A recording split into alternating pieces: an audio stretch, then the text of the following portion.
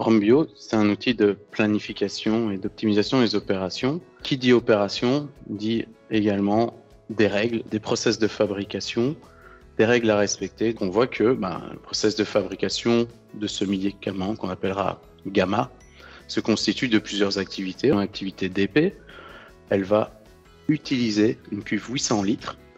Dès le début de cette activité, les activités DS ont également des propriétés. On va avoir d'autres types de modèles, comme par exemple ici, un médicament qu'on va appeler alpha liquide.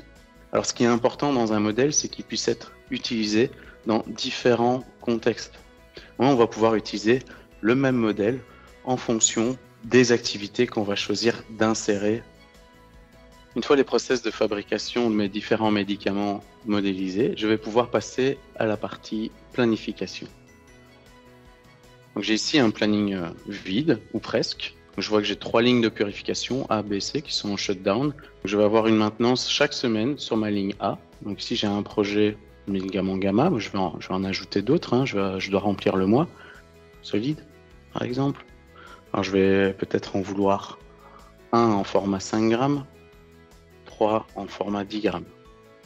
Maintenant, je vais insérer toutes les activités liées à ces différents process, à ces différents lots. Mais on peut déjà essayer de voir ce qui ne fonctionne pas. J'ai un ensemble de violations ici. L'ensemble ici d'activités se trouve en dehors de la deadline.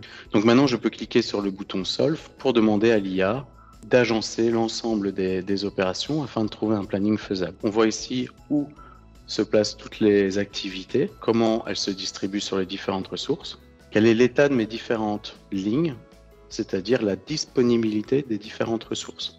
Maintenant, je vais ajouter davantage de l'eau. J'insère tout ça.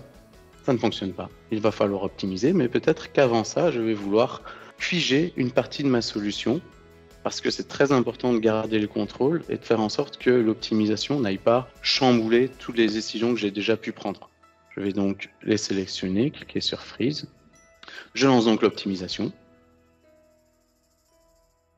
Donc je pars avec 11 violations temporelles. Voilà, j'ai maintenant un planning qui est faisable. L'IA va chercher les meilleurs plannings en suivant des KPI définis par l'utilisateur. Donc j'ai tout un ensemble de KPI avec lesquels je peux jouer.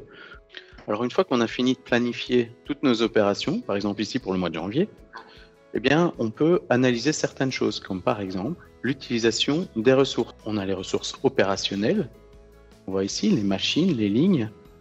On a nos différentes cuves et on a aussi d'autres ressources de type consommable qui sont les cages.